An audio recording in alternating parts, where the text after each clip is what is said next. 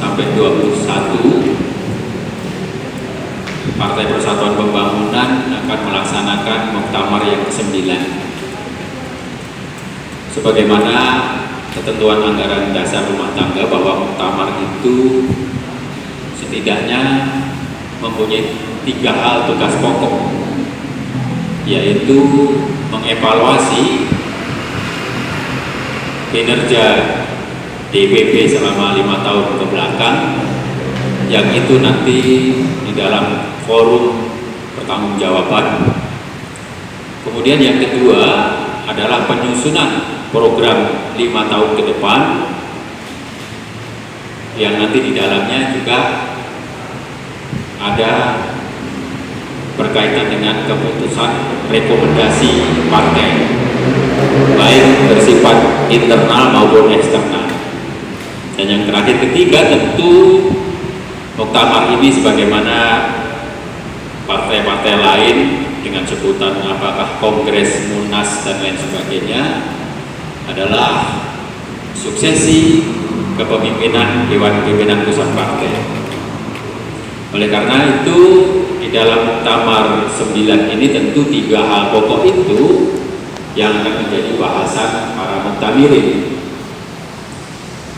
Teman-teman yang saya hormati, kali ini tahun 2020 adalah muktamar yang dipercepat, di mana sesuai dengan SK Dewan Pimpinan Pusat Partai,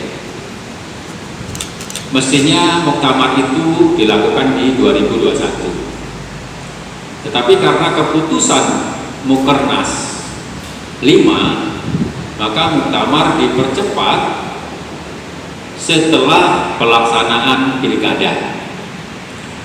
Dan pilkada telah selesai pada tanggal 9 kemarin, dan tentu hari-hari ini adalah hari-hari pleno penetapan.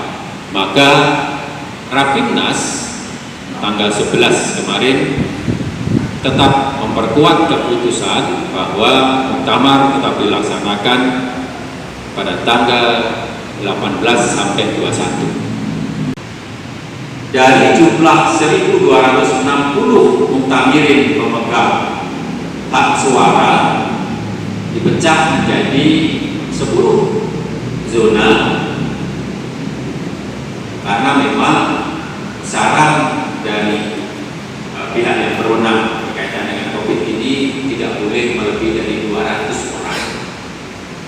Oleh karena itu keputusannya adalah di Makassar itu sekitar 150 sampai 200, tetapi di 10 kota penyelenggara yang lain itu maksimal 100 orang. Termasuk di dalamnya adalah zona 3, yaitu Sumatera bagian selatan, bertempat di Palembang, meliputi DPW Sumatera Selatan, DPW Bengkulu, DPW Jambi.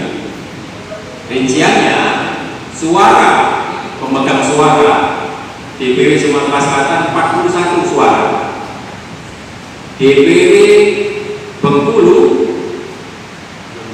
22 suara, DPW Jambi 28 suara. Sehingga yang nanti akan bermuktamar di Palembang, Sumatera Selatan, tepatnya di Hotel Novotel nanti adalah 91 suara dikurangi 1 ketua DPW yang harus bermuktamar fisik di Makassar, Sulawesi Selatan. Saya tadi pagi, kemarin ke Gubernur, tadi pagi ketemu Kapolda, jelas tolong ditaati protokol kesehatan. Kalau sampai terjadi kerumunan massa, maka bisa dibubarkan. Tetapi kali ini sesuai anggaran dasar, DPP itu hanya 1 suara. Tapi kalau DPW dan DPC tergantung dengan jumlah kabupaten atau DPC, dan tergantung juga dengan DPR-nya bisa membentuk fraksi atau tidak.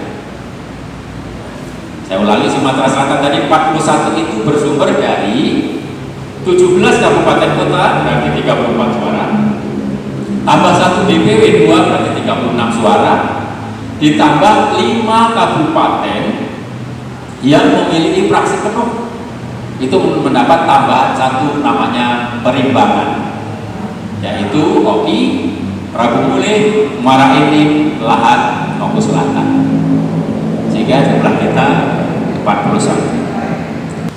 Oleh karena itu ada kesadaran pribadi dari para pimpinan partai di Sumatera Selatan pada tanggal 10 kemarin sudah mengikrarkan 40 suara, 41 suara kompak bulat utuh dan berada di barisan ketua DPD 3 Sumatera Selatan.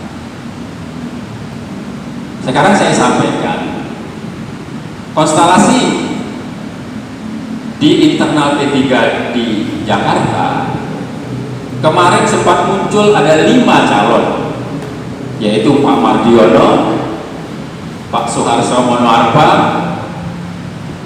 kemudian Pak Arsul Sani, kemudian Amir Kuskara, Mukowal, kemudian yang kelima adalah Tats Yasin, putranya Mbah Maimun, Wagub Jawa Tengah.